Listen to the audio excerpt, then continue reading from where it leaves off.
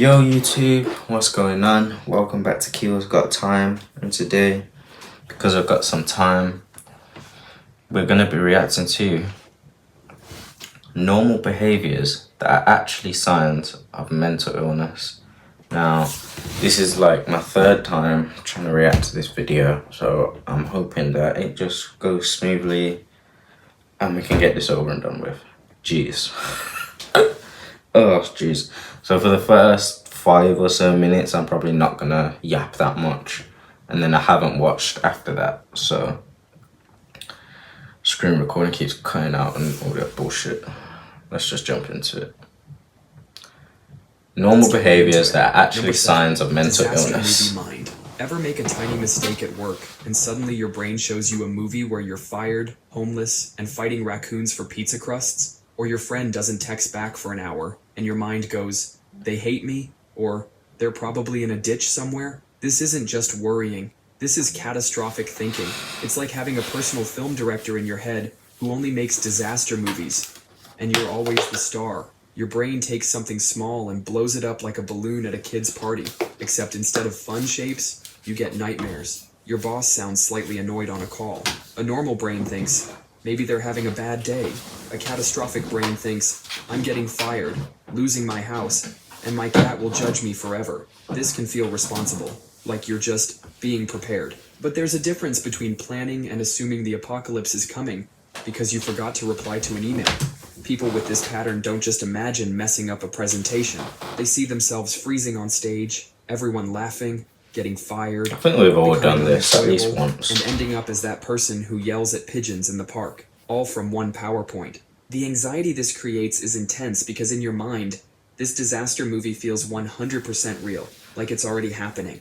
Studies show most of the disasters we imagine never happen, and when bad things do happen, we're usually way better at handling them than we thought. But try telling that to a brain that's convinced a typo in a text means the end of all your relations. Number 6. Rejection panic button. Ever felt like a tiny bit of criticism hit you like a physical punch, or like someone slightly ignoring you felt like the end of the world? If that sounds familiar, your brain might have a faulty panic button. It's called rejection sensitivity dysphoria, or RSD. Dysphoria is just a fancy word for a really bad feeling. So RSD means feeling extreme, overwhelming pain from perceived rejection or criticism. It's not just getting your feelings hurt. It's like an emotional A-bomb goes off inside you. Someone with RSD might become a total people pleaser. They're terrified of anyone thinking they're not perfect. They might become obsessed with being perfect, because any mistake feels like a devastating failure. Or they might suddenly explode in anger, or burst into tears over something that seems really small to everyone else. They might avoid going out or trying new things, because the chance of feeling rejected feels too awful to risk. The weirdest part is the rejection doesn't even have to be real. A delayed text message can feel like a personal attack. A friend looking distracted can feel like they hate you. It's like their brain hits the panic button for no good reason. This isn't them being dramatic or weak. It's how their brain is wired. It's super common in people with ADHD. Experts think almost everyone with ADHD feels this way sometimes. Their brains just feel the sting of rejection way more intensely. Imagine quitting a good job because one piece of feedback felt like a betrayal, or constantly worrying your partner is going to leave you. That fear makes it hard to actually be close to someone. So that intense reaction you see? Well, I said previously, I've done this, not to this extent, but I feel like I've done this sort of in a way where subconsciously I'll just distance myself from everyone. And I keep making jokes over the videos saying I don't leave my house, I stay inside. I'm only inside this room. I'm not lying. I'm actually not lying. I barely go outside, and I feel like it's because of this, because I feel I'm better away from people.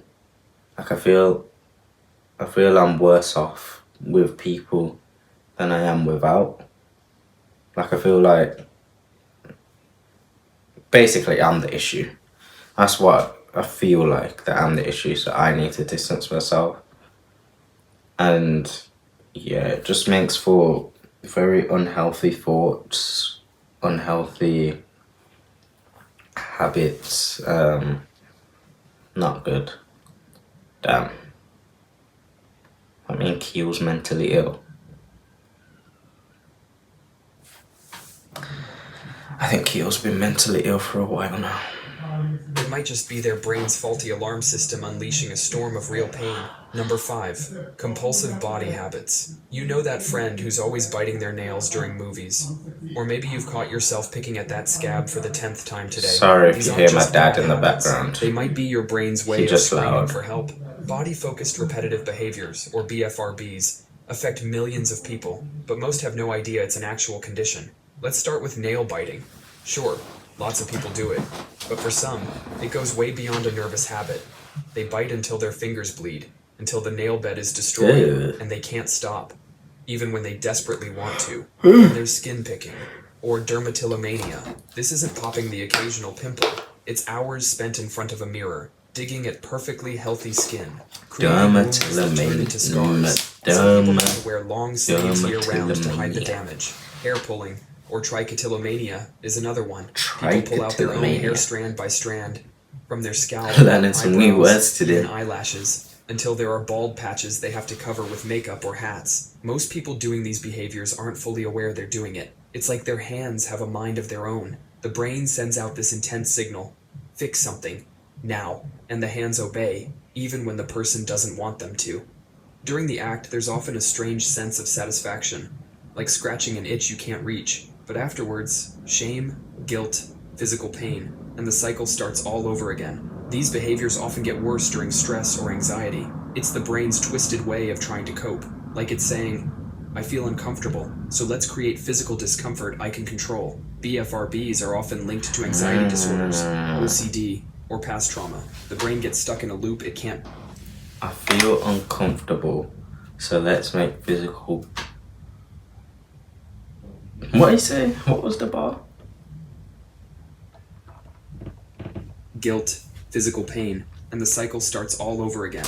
These behaviors often get worse during stress or anxiety. It's the brain's twisted way of trying to cope, like it's saying, I feel uncomfortable, so let's create physical discomfort I can control. BFRB. I feel uncomfortable, so let's create physical discomfort I can control. Jeez, why am I always burping? Why? Like I don't drink soda. Why am I so gassy, bro? I just drink water. I don't get it. I haven't eaten since like yesterday from I don't like what. Damn though. I feel uncomfortable, so let's create physical discomfort I can control. Dropping bars. These are often linked to anxiety disorders, OCD, or past trauma. The brain gets stuck in a loop it can't break out of.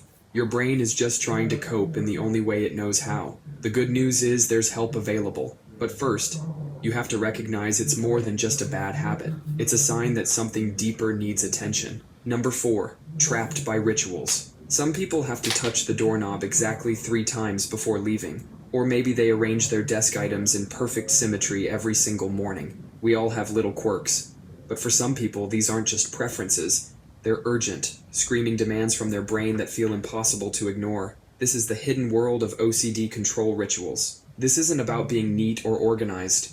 It's about feeling like something catastrophic will happen if you don't perform specific actions. Yeah, the I ritual don't have becomes this. the brain's desperate attempt to shut down that terror. It's like having an invisible electric I fence will around- say though, I think I do have a little bit of OCD. Just a little bit. Like my space has to be neat. You know? My space has to be neat. Like my space can't be dirty for more than like I don't know, half a day. I think the longest my room has been dirty is like a day. I have to clean shit, bro. It has to be organized, everything in its place. you.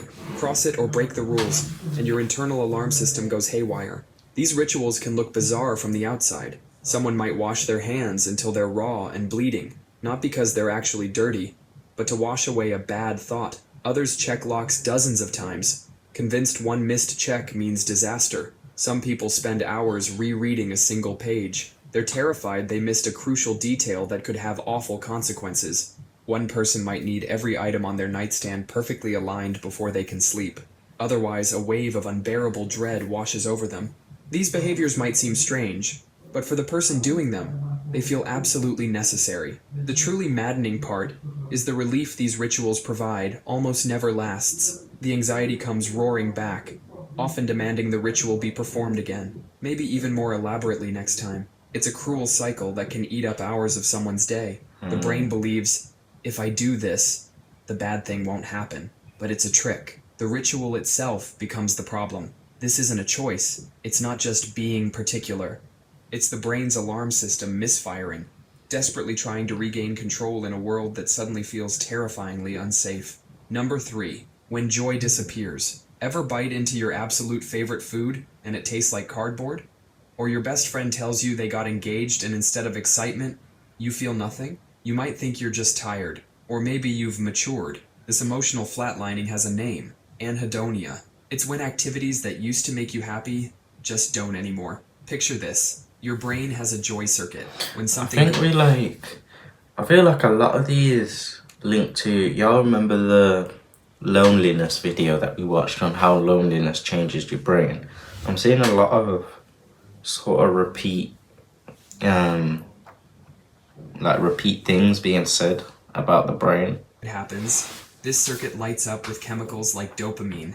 You feel that warm, fuzzy feeling. But with anhedonia, that circuit is broken. You go to a party where everyone's laughing. You know you should be having fun, but you feel like you're watching through a window. There are 2 types. Social anhedonia is when hanging out with people feels empty. Your friends invite you out and it feels like a chore. Physical anhedonia is when physical sensations lose their spark. Anhedonia isn't its own illness. It's a core symptom of several mental health conditions, especially major depressive disorder. It can also show up in anxiety disorders and after long periods of stress. So if life's pleasures have packed their bags and left, it's not you being difficult.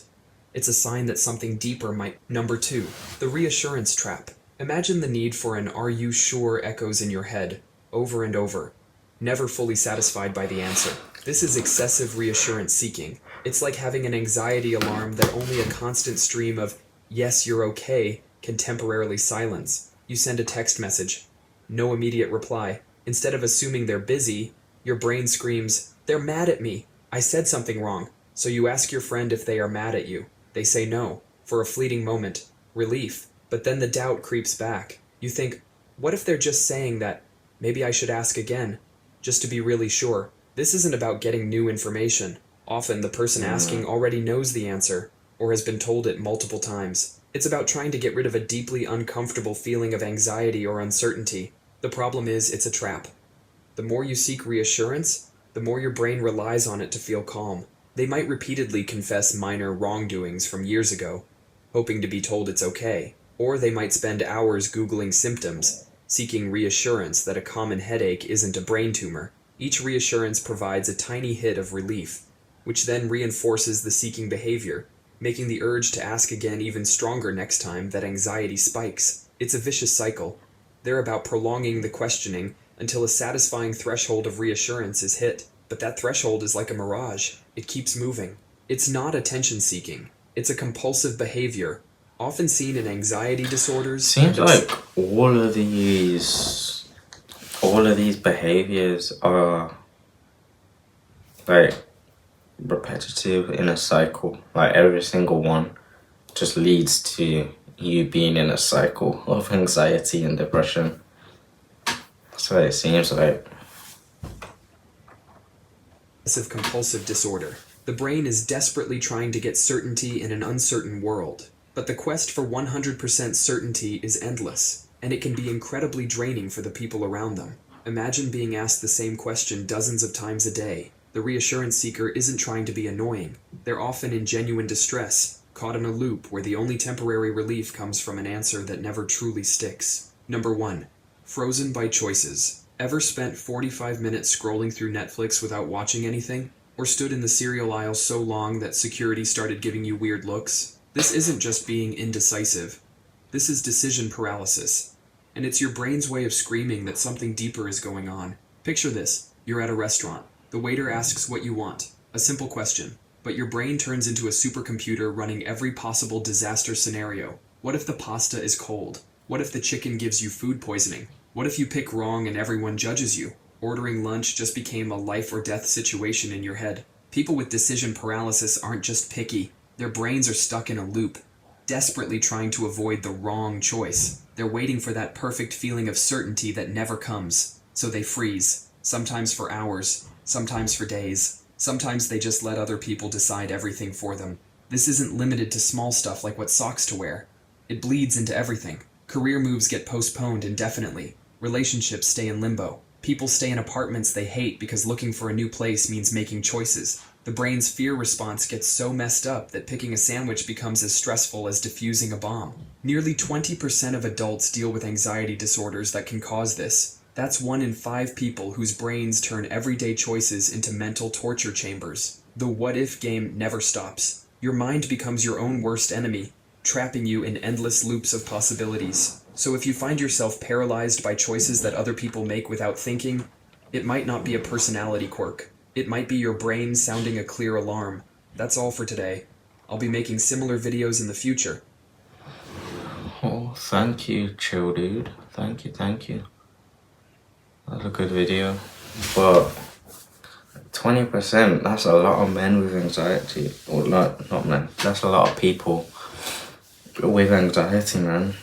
I feel like all of my issues, I feel like they stemmed from, well, not all of them, but some of them, especially the, like, overthinking, like I said, the last one. It's not as severe as that, but I do definitely be overthinking a lot, especially in restaurants and stuff, obviously, because, I think it stemmed from diabetes and having to watch everything that I eat, and then it feels like I'm being judged every time I get food or eat food, which is why, like, I never eat during the day, and I'll wait till everyone's upstairs asleep, and then I'll go get my food, which is really bad, but damn, maybe I am mentally ill. Huh. Oh well, make sure you like, comment, subscribe, and I'll see you in the next one. Peace, love, and prosperity.